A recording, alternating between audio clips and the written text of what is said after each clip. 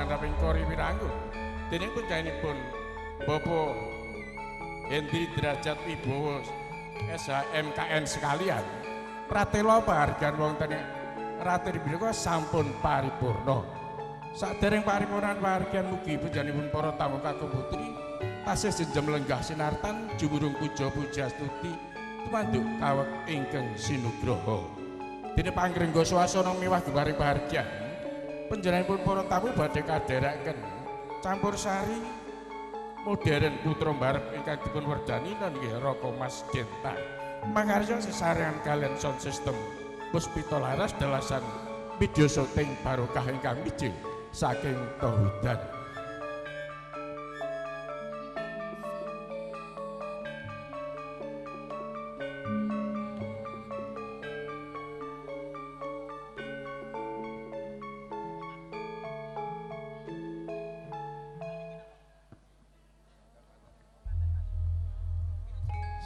Sang Jepara lenggah para tamu kakung putri ingkang mahambek luhuring budi ngancik titilaksana ingkang angka sepisan nona inggih lumaraping sri pengantin kekalih Rama Ibu dalasan sagung pangombyong saking sasana busana mbok bilih sri pengantin sarbit sampun paripurna ngenyong rasu busana mugi keparenga panjenenganipun Bapak Salimin Hadi hanganti sri pengantin sarbit tumuju wonten ing sasana pahargyan.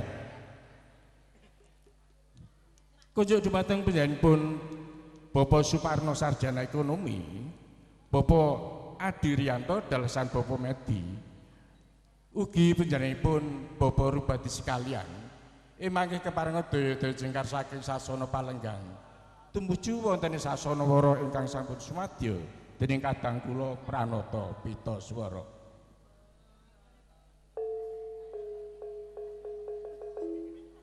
Menggah lampahing sri pengantin sarbit kinurmatan ungling ladrang wilujeng.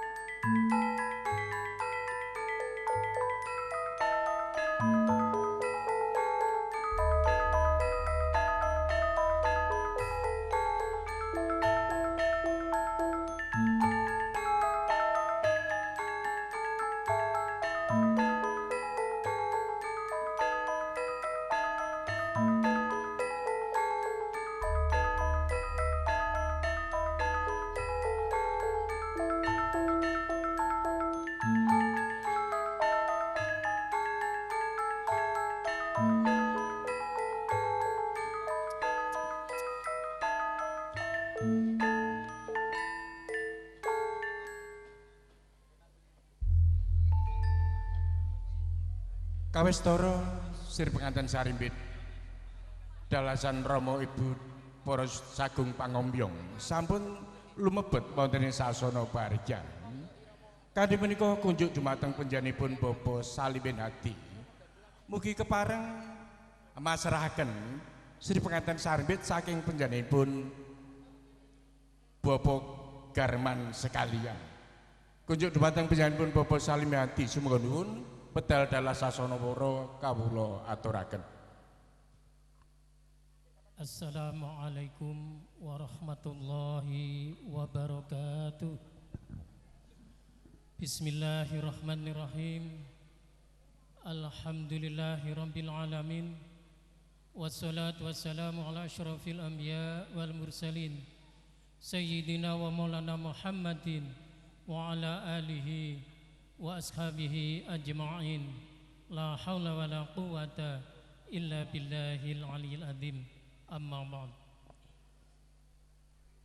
Al-Mukarramun, para tamu undangan ingkang kula hormati, ing mriki kula mewakili wali saking temanten sekalian, nggih punika Nak Bribda Wahyu Triatmojo adalah Bribda Menia Lestari saking Nganjuk.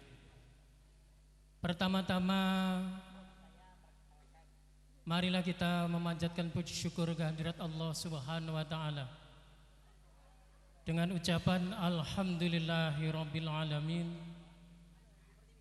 yang telah memberi nikmat rahmat taufik beserta hidayah dumateng kita dalam panjenengan sedaya, sehingga pada saat malam hari ini kita bersama bisa berkumpul bertemu bersama dalam keadaan sehat walafiat, tidak ada halangan suatu apapun.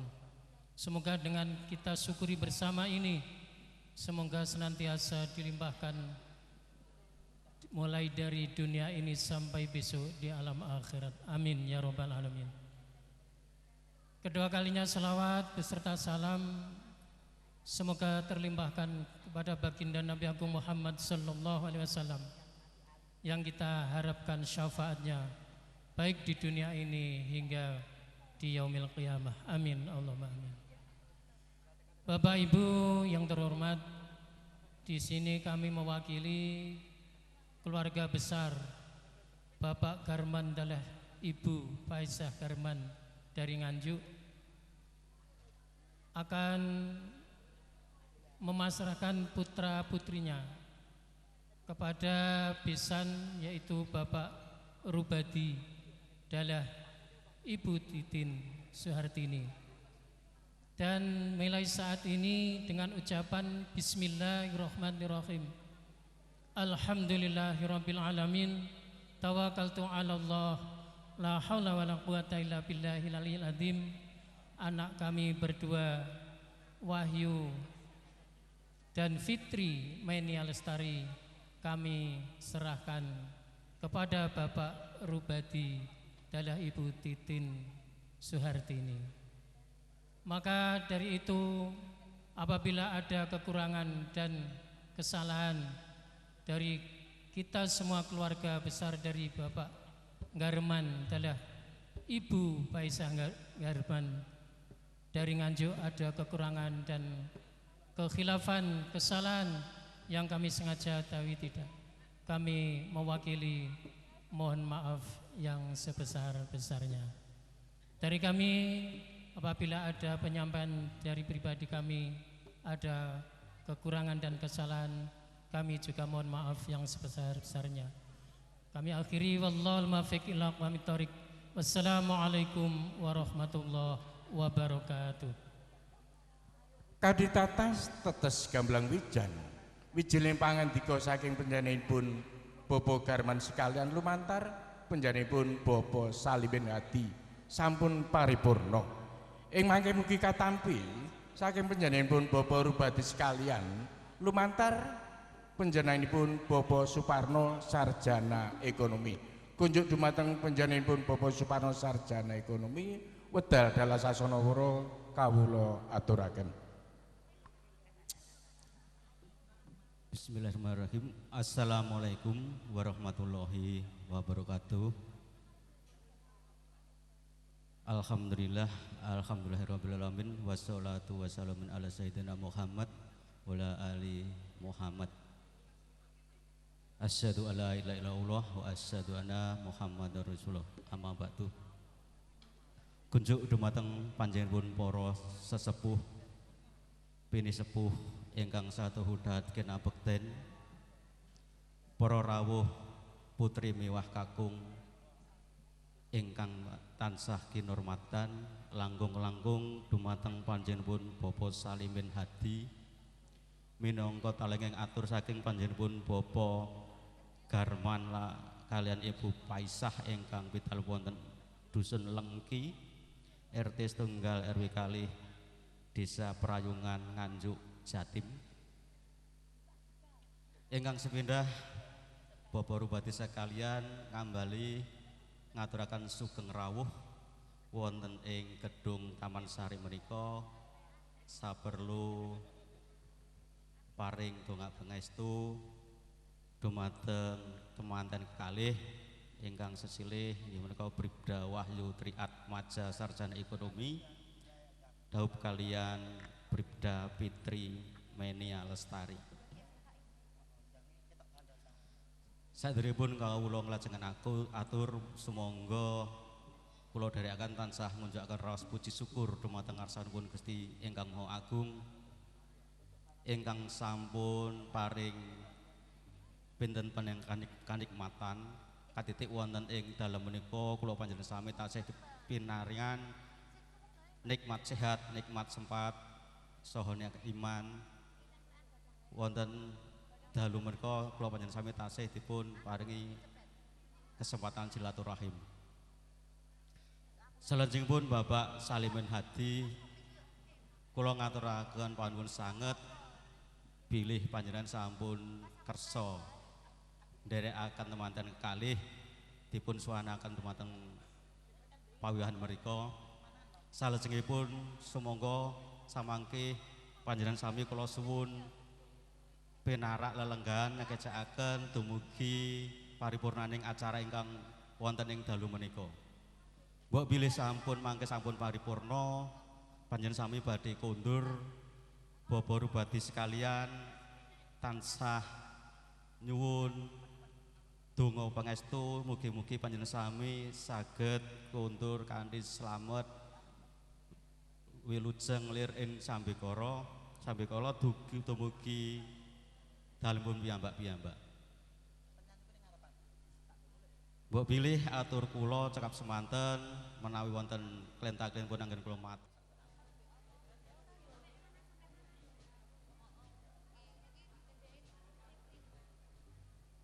Kawistara Sri Pengantin Sarimpit pinaringan unjukan tirta wening dening panjenenganipun Ibu Titin Supartini.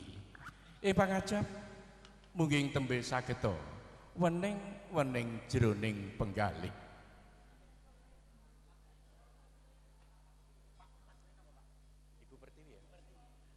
Dene lambang Sri Pengantin Sarimpit tumuju wontene sasana kursi pinajang kenurmatan ungling Ibu Pertiwi.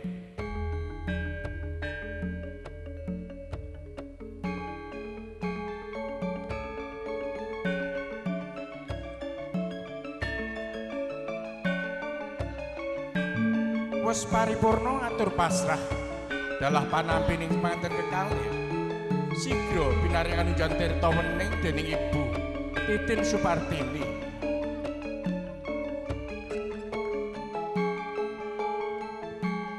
Jumeneng jajar sepenganten kekalih sinekepan slindur ingkang warna reta dening Ibu Titin Supartini. Agung Pralampita putra temanten kekalih tansah tinuntun ing reh kautamen. Wani marang bebener, wedi marang kanistan.